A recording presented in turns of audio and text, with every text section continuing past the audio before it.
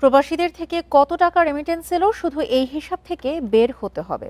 তার চেয়ে তাদের সেবা নিশ্চিত করার দিকে সরকারের মনোযোগ দেওয়া জরুরি বলে মনে করেন ইন্টারন্যাশনাল লেবার অর্গানাইজেশনের ন্যাশনাল প্রজেক্ট ম্যানেজার রেহনুমা সালাম খান। বৃহস্পতিবার সকালে রাজধানীর নর্থ সাউথ বিশ্ববিদ্যালয়ে এক আলোচনা সভায় তিনি এই মন্তব্য করেন। বলেন, অভিবাসন নিয়ে বড় প্রেক্ষাপটে চিন্তা করতে হবে।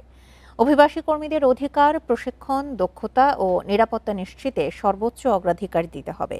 রেহনুমার মতে, অভিবাসনের জন্য বাংলাদেশের সবচেয়ে ভালো অবকাঠামো থাকলেও কাঙ্ক্ষিত সেবা নেই।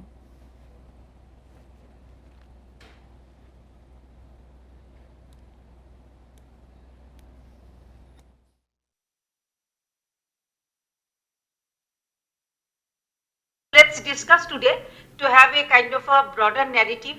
আমরা শুধুমাত্র কতজন বিদেশ গেল আর কত টাকা রেমিটেন্স আসলো এই ন্যারেটিভটাকে সাথে নিয়ে আরো বেশি বড় এক্সপ্যান্ড করতে পারি হরাইজনটা। আমরা যেন আরো বড় ন্যারেটিভে মাইগ্রেশন, লেবার মাইগ্রেশনের যে আমি বলবো যে গ্লোবাল ডিসকোর্স থাকে এবং আমার ন্যাশনাল ডিসকোর্স থাকে, সেগুলিকে আমরা যেন ঠিকমতো তুলে ধরতে পারি।